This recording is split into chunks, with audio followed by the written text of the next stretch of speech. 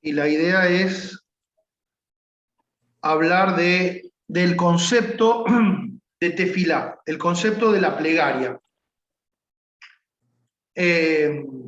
Como sabemos, es un concepto central en este mes de Elul, que es el mes de preparación para Rosh Hashanah, para el comienzo del año, que es el nuevo año judío. Y justamente elegí estos tres temas para este ciclo de charlas del mes de Elul y de preparación para Rosh Hashanah, que son los tres pilares que mencionamos en las plegarias de Rosh Hashanah y Yom Kippur, que son Tefilá, Tzedaká y Teshuvá. Traducido al español, quiere decir plegaria, Tzedaká quiere decir caridad, y Teshuvá quiere decir arrepentimiento o retorno. ¿Sí?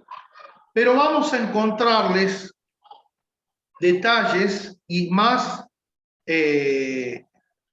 especificaciones a estas tres palabras de lo que suenan a simple vista.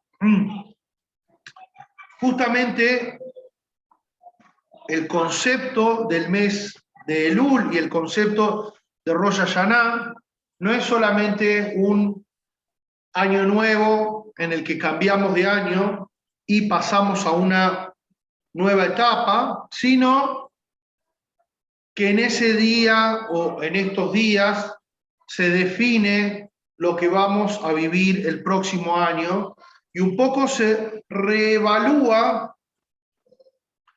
el rol nuestro en esta tierra, en este mundo, cuál es nuestra misión, etc. Entonces, en una de las tefilot, de las oraciones centrales de Rosh Hashanah, es la oración de un Toque. Decimos, Uteshuvá, Utefilá, Utzedaká, Ma'avirim et Roa Akzerá. La Teshuvá, el arrepentimiento, Tefilá, la plegaria y la Tzedaká transmutan la gravedad, cambian la gravedad del decreto. Esto quiere decir que tenemos la fe y la certeza de que si hay algo que puede ocurrir negativo en nuestras vidas, lo podemos transformar, lo podemos cambiar, como quien dice, el destino, con estos tres pilares de Teshuvá, Tefilá y Tzedaká: arrepentimiento, plegaria y caridad.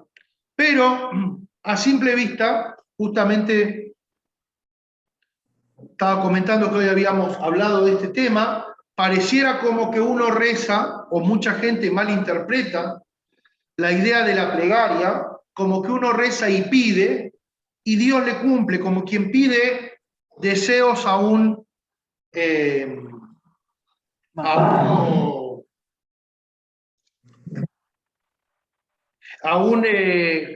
genio, ¿sí? Que le dice: tenés 3 deseos para pedir, y uno se para frente al genio y le pide los 3 deseos. Pero esta no es la idea de la tefilá, para nada, en absoluto, no es la idea de la tefilá. Una vez, hace un tiempo, yo leía en una red social, alguien había puesto un comentario, como una de esas cosas que uno a veces ve, pero me quedó muy grabado, que dice: cuando yo rezo todos los días, dice, y Dios no me dio nada, o no gané nada, algo así, como que yo rezo y no gané nada, y lo que sí logré que me saquen cosas. ¿Qué me sacó? La ansiedad, me sacó la angustia, me sacó la preocupación, etc. Entonces, por ahí vamos a reenfocar un poco nuestra idea, nuestra concepción de lo que es tefilá. Vamos a ir por la palabra tefilá. ¿De dónde viene? ¿Sí? Cuando decimos oración, orar, rezar, da la impresión que estamos hablando de decir algo ya Orar viene de una palabra, justamente una oración. Cuando uno dice un párrafo que ya está preordenado, armado, y en realidad el concepto de tefilá no tiene nada que ver con un párrafo prearmado, sino tiene que ver con unirnos a Dios, comunicarnos, unificarnos con Dios. La palabra tefilá viene en hebreo de pegar, de agarrar algo. Justamente el verbo se utiliza en la idea de cuando uno, por ejemplo, se le rompe una vasija y pega las dos partes, unifica las dos partes a través de la tefilá.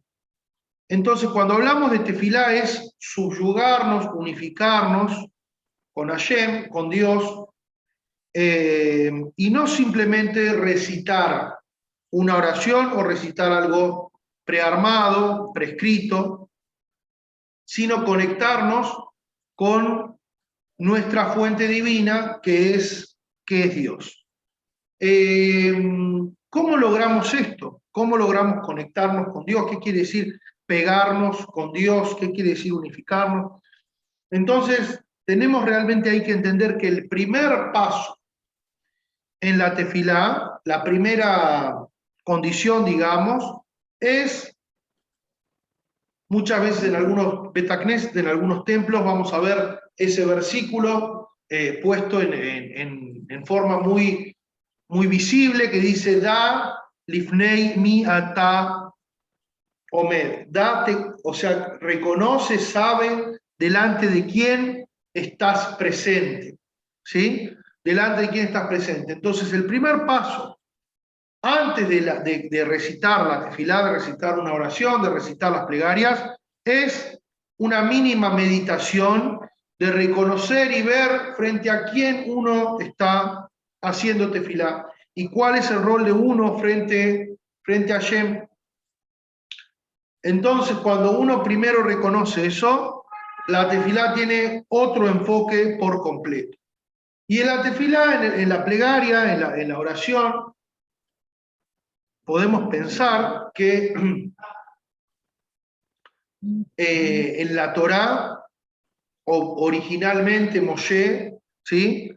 En la época del templo, durante la gran mayoría de la historia del pueblo judío, no existía la tefilá organizada como la tenemos hoy en día con un sidur, con la lectura a la mañana esto, a la mediodía esto, a la tarde esto, a la noche esto, ¿sí? Sino que la tefilá era lo que surgía de la persona, lo que necesitaba de la persona, lo que tenía en su corazón que quería pedir, ¿sí? que quería conectarse con Dios. Pero en realidad, la tefilá, el rezo o la plegaria que hacemos hoy en día, viene en el lugar de los sacrificios que se hacían en el templo. ¿Sí? ¿Y qué es un sacrificio que se hacía en el templo? Cuando la persona, por ejemplo, traía un sacrificio para pedir perdón o para agradecer por una situación, un corbán todá, un corbán olá, un corbán hatat, por una cosa que haya hecho mal, o si tuvo familia y quería agradecer. Habían distintos momentos en el que la persona traía un sacrificio de lo que fuese, agradecimiento, culpa, etc. Y decimos que en la actualidad la tefilá está en su lugar. ¿Y cómo es llamada la tefilá? Abodá, trabajo, así como la abodá, el trabajo o el servicio a Dios en el templo también es llamado abodá, trabajo, servicio. La tefilá también es llamada abodá hoy en día. Y cuando hablamos de la palabra abodá en hebreo, viene de la palabra eved, esclavo también. No es un trabajo como un oficio, sino abodá se refiere a esfuerzo. Abodá shebelev es el esfuerzo del corazón. Quiere decir que en el momento de la tefilá es un momento en el que uno debe realmente trabajar profundamente en su corazón y no es simplemente leer una lectura, sino un momento de meditación profunda y reconexión. Hay muchas historias interesantes sobre justos, sobre tzadikim, sobre Hasidim, incluso la Mishnah dice que Hasidim Arishonim, los primeros Hasidim, los primeros justos o piadosos, los primeros piadosos, hacían 3 horas cada tefilá. ¿Qué quiere decir 3 horas? 1 hora previa de meditación antes de recitar la tefilá, 1 hora dedicada a la tefilá y 1 hora posterior, como quien dice, para bajar, para volver al mundo de esa elevación, de esa profunda meditación que ocurría en el momento de la tefilá. Entonces, vamos ya entendiendo que el momento de la tefilá o el concepto de tefilá no es simplemente orar, recitar algo, pedir algo, sino es un momento de trabajo muy profundo, personal, de trabajar con uno mismo, de doblegar el ego, de quebrar aquellas cosas que internamente nos limitan, ¿sí? Y conectarnos con algo que va más allá. En el caso de los hombres, por ejemplo, en un día de semana, un día común, no un día de fiesta o Rosh Hashanah, pero un día común, la tefilá, por lo menos la tefilá de la mañana, va acompañada de tefilim. Tefilim son las filacterias y también la palabra es la palabra plural de tefilá, porque uno solo se llama también, un solo tefilim se llama tefilá. Entonces, en este momento del tefilim, podemos entender, entendiendo la idea del tefilín, también entender un poco lo que se exige de nosotros en el momento de la tefilá. En el momento que una persona se pone tefilín, ¿qué es lo que hace? Conecta en el brazo, se pone el Shema Israel y las plegarias que están escritas ahí, se lo ata sobre su brazo y se coloca en la cabeza también el otro tefilín, simbolizando que estamos en ese momento subyugando nuestro intelecto, nuestras emociones y nuestras acciones a la divinidad y a Hashem. Cuando hablamos de la divinidad, que yo me subyugo, me conecto a Dios, quiere decir que yo reconozco, el primer paso es reconocer, agradecer y reconocer que soy limitado, que yo puedo tener excelentes ideas, un gran intelecto, mucha sabiduría, etcétera, pero siempre es limitado. Nunca se compara en lo más mínimo a Dios y al plan divino. Entonces la persona tiene un plan, hoy voy a hacer esto, la semana que viene voy a hacer aquello, el mes que viene planifico para tal cosa, de acá un año tal otra, y piensa, se mentaliza como que todo está en sus manos y él es el que controla la situación. Tefilá es justamente lo contrario. Todo lo conecto, lo entrego a Dios. Mi intelecto, mis emociones, mis acciones. Yo me convierto en una herramienta, en un canal para cumplir la misión divina que tenga Dios planeado en mí. Entonces, cuando yo enfoco la vida con tefilá, con este concepto, y todo lo que está planificado para mí es la voluntad divina, yo solamente soy una herramienta de esa voluntad divina. Si de repente el plan o la idea o lo que yo tenía planificado no era la voluntad divina, obviamente que no tenía que cumplirse, no lo tenía que hacer. Pero incluso si yo tenía una idea que era muy buena y tenía todo bien y no se tenía que dar, tampoco me voy a poner mal. ¿Por qué? Porque yo soy un recipiente para la voluntad de Hashem. Entonces, cuando una persona ya hace esa meditación de la tefilá, primero que nada, ya su vida es distinta. Su vida cambia por completo. Y ahí podemos empezar a entender también, que más adelante lo voy a explicar un poco mejor, el concepto del poder de la tefilá de transformar la situación. En realidad uno piensa la tefilá, lo que ocurre es, no se está escuchando bien, lo que ocurre es lo que yo quiero que ocurra, o lo que ocurre es lo que tiene que ocurrir, y la persona solamente se acomoda, digamos, al plan de Hashem. Entonces, cuando uno tiene ese concepto, esa concepción, todo lo que le va a venir a la persona lo va a aceptar con otra dinámica, con otra energía, sin angustiarse, sin deprimirse, sin ansiedad. ¿Por qué? Porque tiene claro de que él solamente está en este mundo para cumplir la voluntad de Hashem. Ese es uno de los primeros pasos centrales de encarar la tefila. Entonces, si yo pido a Hashem algo, le pido a Hashem que me dé algo, lo que le estoy pidiendo es que me dé lo máximo posible para cumplir su voluntad, que me dé las herramientas, los recursos para poder cumplir a la perfección su voluntad. No le estoy pidiendo yo exigiendo a Dios, dame, ¿sí? Y desde este enfoque podemos entender perfectamente un montón de situaciones. Cuando la persona dice, yo quiero cumplir tu voluntad, me subyugo, me entrego completamente a Dios, mis emociones las controlo, las entrego a Dios, mis ideas, mis pensamientos, mis proyectos son conectados a la divinidad y al plan divino, lo que quiera que ocurra, ni que hablar mis acciones que van a estar sometidas al plan de Hashem. Entonces ahí es donde digo, bueno, puede cambiar el plan de Hashem. Pero el primer y principal ingrediente es el sometimiento a la voluntad de Hashem. Por eso cuando nosotros vemos el Sidur, vemos el libro de oraciones, el libro de las plegarias, arranca con la primera tefilá del día. Justamente hay una historia muy linda que le preguntaron a la mamá del Rebbe de Lubavitch, que era una mujer grande, ¿no? En la década del 60, le preguntaron, una mujer que tenía mucha confianza con ella, le dijo, usted que lo conoce al Rebbe, lo conoce de chiquito, ¿cuál es la tefilá, la plegaria que el Rebbe más le gusta del Sidur? Entonces pensó ella, dijo, sin dudarlo, la madre dijo, la tefilá que al Rebbe más le gusta es la tefilá de Modé Ani, la primera tefilá que la vamos, los que no la conocen, es Modé Ani lefaneja, Melejai Bekayam, Shehezarta Binishmati, Bejemla Rabá Emunateja.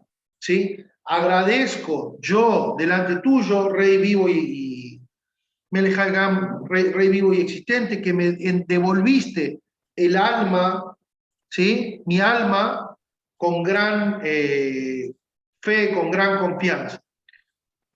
Entonces, la primera tefilá del día, y justamente lo que dice el Rebbe, que era la favorita de él, es agradecer que estoy vivo. Ya el hecho de que yo tengo mi alma en el cuerpo, agradezco y reconozco que todo, mi vida, respirar, estar vivo, que me haya insuflado a la mañana cuando me despierto, que me haya levantado, ya es un motivo de agradecimiento y de sometimiento a la voluntad de Hashem. De ahí en adelante todo es extra, todo es ganancia, como quien dice. ¿Sí? Todo lo que viene es ganancia. Y una de las tefilot más lindas para analizar y profundizar son la tefilá, las tefilot matutinas, ¿sí? La plegaria matutina, vamos a hacer un poco el orden de la plegaria matutina, en la que agradecemos por cada cosa y cosa que vamos agarrando en el hogar. Antiguamente no se hacía con el sidur, sino que la persona, cada bendición, las bendiciones, se ponía la ropa, agradecía, se ponía esto, agradecía. Entonces la persona agradece que está erguido, que tiene todos las partes del cuerpo, que puede ir al baño a hacer sus necesidades. Las cosas que uno de repente las pasa por alto, no les presta atención, están en la tefilá. Y algunas veces me pasa que la gente que no está acostumbrada a rezar cotidianamente, incluso es una pregunta que muchos se pueden hacer, ¿por qué rezar tanto? ¿Por qué todo el día leer tanta cosa y tanta plegaria? ¿Por qué no podemos hacerlo en forma más auténtica, que uno agarre y diga Dios, gracias, con sus palabras, etc.? De hecho, originalmente era así. Originalmente la tefilá era auténtica con sus palabras, no existía el sidur, no existía este concepto de leer de un lugar establecido, una tefilá prearmada, ¿sí? Pero, justamente, ¿cuál es el problema? Que si yo no tengo la organización que me da la tefilá armada del sidur, hay muchas cosas que por completo me voy a olvidar. De hecho, uno dice, ¿cuánto uno se da cuenta que tiene el dedo? Cuando te duele. ¿Cuándo te das cuenta que tenés todos los dientes? Cuando uno te duele. ¿Cuándo te das cuenta? Porque cuando lo tenemos naturalmente no le prestamos atención. De la tefilá también es como ese momento de frenar un poco, mirar realmente cada cosa con precisión, darnos cuenta, gracias por esto, gracias por lo que tengo, gracias por una cosa, por la otra. No está mal si una persona quiere obviar el sidur porque dice, para mí es mucho, no tengo las fuerzas para hacer toda la tefilá, pero que se organice con sus propias palabras una tefilá en la que busque y vaya agradeciendo cada día por otra cosa.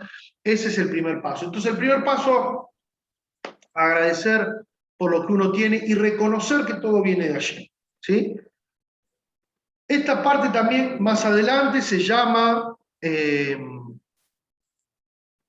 lo que nosotros llamamos en el rezo, digamos, de la mañana, Pesukei de Zimbrá. Pesukei de Zimbrá son versículos de alabanza. De Zimbrá quiere decir cánticos de alabanza.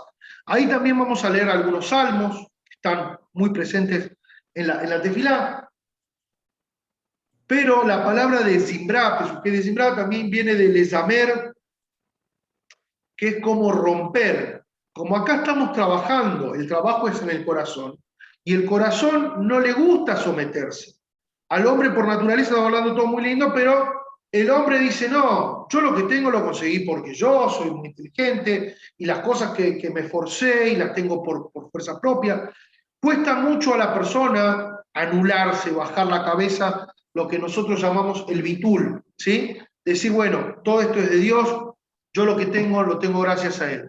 Entonces, como esta parte es difícil, hacerla genuinamente, de la boca para afuera, uno puede decir cualquier cosa, pero hacerlo realmente, sentirlo, conectarse con esto, conectarse con Dios, y entender de que realmente uno es limitado, es un trabajo que cuesta, y que hacerlo como se debe toma su tiempo, y ese es el trabajo que nos da la tefilá.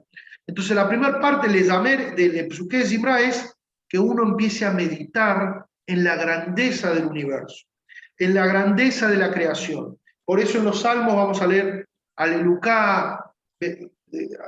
Lástima que no hay tiempo ahora para ponernos a leer alguno en particular, pero salmos de alabanza en los cuales reconocemos lo impresionante que es la creación de Dios. Y meditar, imaginarse, ilustrarse, como realmente no hace falta que cada uno lo haga en detalle, pero por lo menos elegir un párrafo, elegir un versículo, elegir una oración en la que uno realmente trate de imaginarse, de meditar esta grandeza increíble de lo que es el universo. Y pensar uno también dónde está parado frente a ese universo enorme. Le estoy hablando a Dios, y Dios es el creador de todo, y yo que soy apenas una mota de polvo, un granito de polvo en ese plan magistral de la divinidad.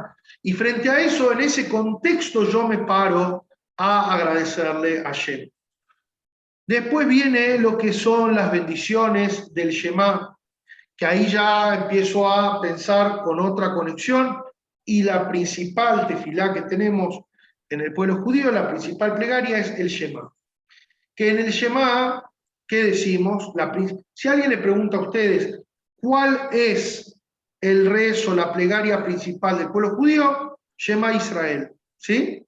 Todos la conocen, me imagino, pero vamos a repetirla. Shema Israel, Adonai Eloheinu, Adonai Echad. Al acostarte y al levantarte la vas a decir.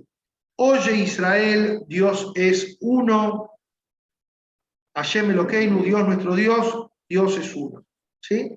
Y acá hay algo muy interesante para analizar en este versículo, que tiene que ver justamente con esta concepción que tenemos de la tefilá. Hay dos nombres que se utilizan en la Torá para referirse a Dios. Uno es Adonai, que es el nombre de 4 letras, Yud, Hei, Vav, Hei, y otro es Elohim, o Elokeinu, nuestro Dios. Adonai es Dios, o la revelación de Dios, como está más allá del mundo, de lo creado, del mundo de la creación. Y Adonai es la parte de la creación, de la divinidad, que no tiene un contacto directo, con la creación. Está como por encima. Lo que la persona haga o deje de hacer no impacta en ese nivel de la divinidad. Después está el nombre Elohim, que ahí sí, Dios está involucrado en la persona, es el que creó. Por eso nosotros cuando hablamos de la creación del mundo, es Bereshit bara Elohim. ¿Quién creó el mundo? Elohim. No usamos el otro nombre Adonai, sino Elohim. ¿Qué decimos en el Shema? Aquel Dios que parece distante, alejado, por encima de todo, y Elokeinu, nuestro Dios, Ejad, es uno solo. No hay dos divinidades, no hay dos cosas, no hay separación. Mucha gente dice, yo creo en Dios, que hay algo que creó el mundo, que hay algo superior, pero no le importa el detalle de lo que yo haga en mi vida. Está más allá, no le importa, está ahí, pero lo que yo haga, lo que deje de hacer, no le impacta, no hay ninguna diferencia. Hay otra gente que dice, yo tengo una relación con Dios como si fuera alguien muy cercano con el que yo le pido, me da negocio, esto, lo otro. Tiene una relación muy cercana, más chiquita, más de cercanía con Dios. Pero se olvida de que Dios es mucho más allá que él y sus temas y sus problemas. Entonces, la combinación de Hashem Elokeinu es el concepto que nos enseña el Shema. Dios, a pesar de que está muy superior a todo, que nada de lo que uno haga o deje de hacer tiene un impacto, de todas formas bajó a este mundo, se preocupa que cada uno tenga lo que tiene que tener, que todo cierre y que todo funcione perfecto, y es la misma idea. Ese es el concepto de unicidad. Cuando uno cierra los ojos y medita Shema Yisrael Hashem Elokeinu Hashem Echad, lo que está pensando es eso, que Dios, el gran Dios que está en todo, es el mismo que está Elokeinu, dentro nuestro, dentro de nuestro corazón, dentro de nuestra vida. Esa meditación es la idea del Shema. Y por último, la persona recita la Amidá, que en la Amidá ahí sí pedimos. Pero fíjense qué interesante, cuántos pasos, primero reconocer, agradecer, después alabar, alabanzas, después reconocer y aceptar su unicidad, y por último recién pedir. ¿Y qué pedimos? ¿Cómo pedimos? Decimos, Dios, mire, tengo tal deuda, tal problema, una persona con situación que necesita una situación de curación. No, hay un orden. Pedimos por todos, por todo el mundo. Este es un detalle muy importante también que cabe mencionar. La plegaria en el judaísmo tiene otra fuerza, otra energía por completo, cuando es una plegaria con minyan, en grupo. Si es mi plegaria solamente yo pido para mí, tiene muy poca fuerza. Cuando yo pido en grupo y pido para todos, la plegaria tiene otra energía.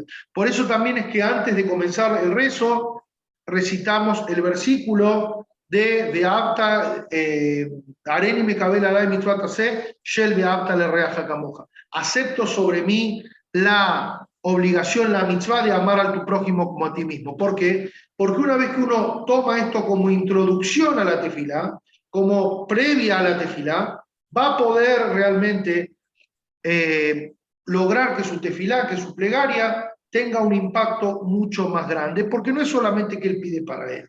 Él está conectado a algo mucho más grande y pide para todos, para que todos tengan. Me recuerda una anécdota de un Hasid, que era conocido justamente por su gran meditación en el momento de la plegaria, de la oración, y él estaba tapado con su talit, con su manto de oración, y estaba concentrado, estaba en el templo, y ya llegaba el momento que él iba a recitar el Shema, y de repente ve caminar en el templo, entra al templo un niño sin zapatos, descalzo. Imagínense que esto era en Rusia, faltaba un poquito para que empiece el invierno, y un niño sin zapatos podía enfermarse, podía perder, era peligroso. Entonces, así como estaba vestido con su tefilín, con su talit, salió a la calle este Hasid, sin poder hablar, porque uno no puede interrumpir mientras ya comenzó las oraciones, y con señas, así tratando de hacerle entender, fue caminando de la mano con el niño a un zapatero y le dijo: enseña a hacer un zapato y yo después te voy a pagar. Hacer un zapato y yo después te pago. Entonces esperó que le preparen, que le hagan un zapatito al chico y volvió recién ahí a hacer su tefilá. ¿Qué nos enseña esto? Que si una persona solamente ve la tefilá como una conexión personal, egoísta, individual con Dios, y no mira al prójimo qué es lo que está necesitando, esa tefilá carece de sentido. Por eso también, si bien es otra clase en la que vamos a hablar del concepto de tzedaká, pero la tefilá y la tzedaká van conectadas, y antes de cualquier oración, la costumbre nuestra es poner una moneda en caridad, poner una moneda, darle a un pobre, lo que fuera. No, uno no puede empezar a rezar, a orar, si no hizo una caridad con alguien que lo necesita, porque ya pasa a ser algo que es solamente egoísta y pensando en uno. Justamente la palabra egoísmo viene muy al caso, porque la tefilá es lo contrario al egoísmo. La tefilá te quita, no te da, te saca peso, el peso de sentir que todo recae sobre mis hombros, eso me lo saca la tefilá. Entonces, si la persona reza pidiendo, quiero una casa grande, quiero un auto grande, quiero más, quiero, eso no es tefilá. Eso es egoísmo. Cuando uno pide tefilá, se está anulando a Dios. Está conectándose y reconociendo que Él es muy chiquitito. Básicamente, ese es el trabajo, la abodá, el servicio que hacemos en la tefilá. Como dije, lo relacionamos a los sacrificios que se hacían en el templo, y lo que se hacía en el templo se ofrendaba un animal. Cuando hacemos tefilá, abodata tefilá, estamos ofrendando el animal nuestro, el ego que es nuestro animal, nuestro impulso, nuestro egoísmo, nuestras ganas de demostrar que somos superiores, nuestra soberbia, nuestros deseos, todo eso en la tefilá lo sacrificamos, lo entregamos y pasamos a anularnos a la divinidad, algo superior, algo más grande. Bueno, básicamente esta es la idea de Abodata Tefilá, obviamente que fue casi un resumen, una pequeña introducción. Me faltó decir que a posterior de los pedidos personales que uno hace, que incluso uno puede incluirlos si tiene algún pedido urgente dentro de la Amidá, lo que se llama la tefilá que uno hace de pie, o Shmona Esrei. Después de eso, ahí puede, algunos días de la semana, se hace el vidui, la confesión de pecados o de errores, fallas que uno haya hecho, pero tampoco es el centro de la tefilá, sino que ahí es, aprovecho que estoy y reconozco frente a Dios que cometí fallas, que cometí errores, le pido clemencia por eso.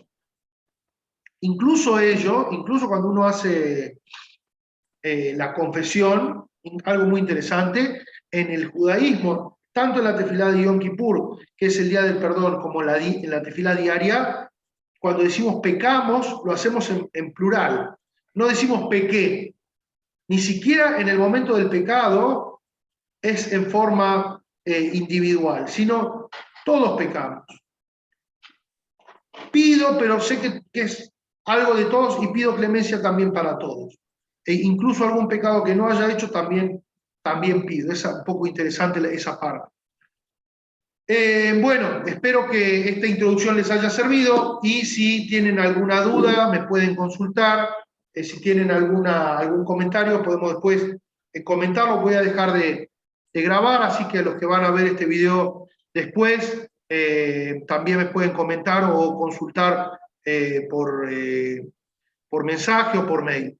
Así que vamos a seguir ahora.